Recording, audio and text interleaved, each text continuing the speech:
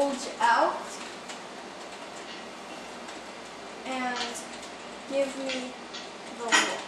Okay, so here we go. I could tell my mom was getting furious just by looking at her very red face. The fact that she was screaming would also support this observation. When my mom gets mad, her hair starts turning gray and sticking up like someone just went through with a hairdryer. Her eyes bulge out and give me the look. Okay, so maybe, I'm sure that your moms have all gotten mad at you before. Has it ever been as scary as that? Yes. Oh. Yeah. I'm hoping not, but if so, then there's one good thing about your mom getting really mad at you, and that is that next time you have to add details to a sentence, like I could tell my mom getting mad, you have that experience. So a lot of times when we're adding description, even if it's something that's not happening right now, we can think back to a time. So for instance, let's say you're writing a story about a race. Maybe you aren't in a race right now, but you can still think back to maybe seeing other people race or just what it feels like to run, and so that can give you a lot of help when you are writing descriptively.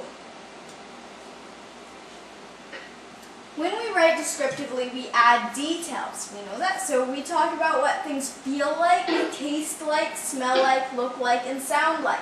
These things, what are they called? They are also called the five senses.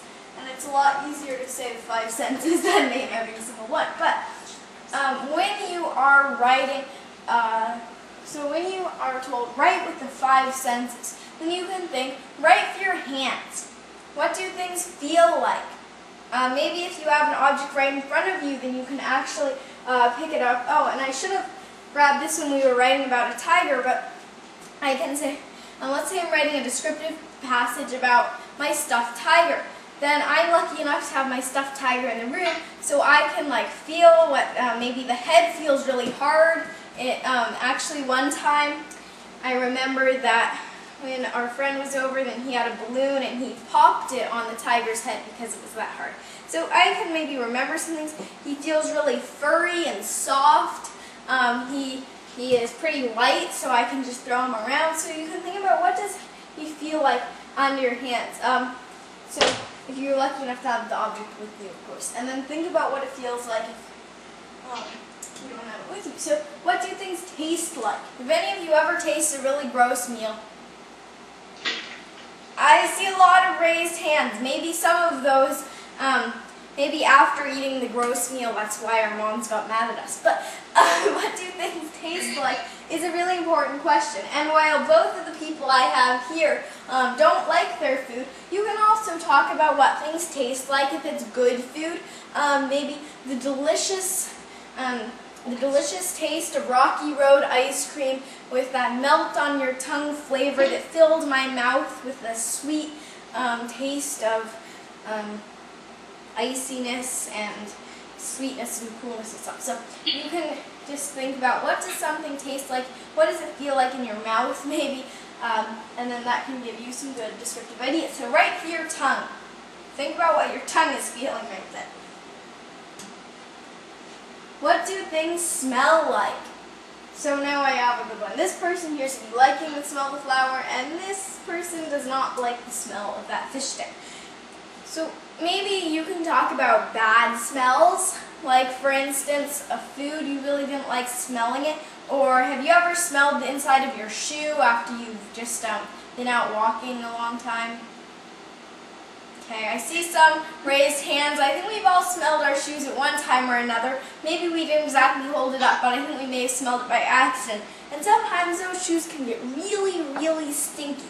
So I remember one time when I was writing descriptively, then I wrote about a time I had been trying to convince my parents to get me new shoes. And I said in my descriptive passage that my shoes smelled like that my shoes were coated in dog poop and smelled like nuclear waste and like, I think it was poop on fire or something like that. So you can use some really interesting comparisons to describe nasty and good smells. What do things look like?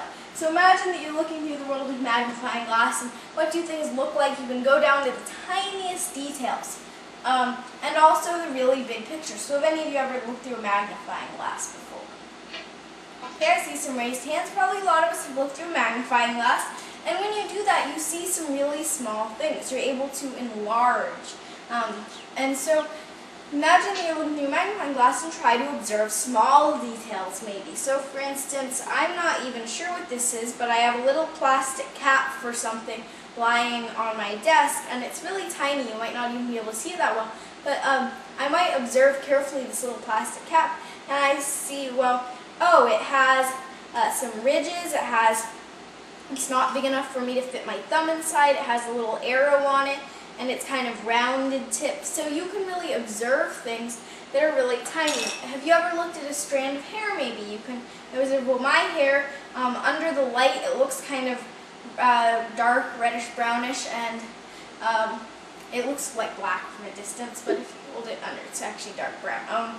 So you might observe something like that. So it's fun to practice observing some really small things and then looking at the bigger picture. So for instance, I'm seeing your classroom right now, a great view of your classroom, and you have some things hanging down from the ceiling, posters on the walls, and I see a globe. So would you like to tell me about your classroom? Would you like to describe how your classroom looks like and some of the things on the wall?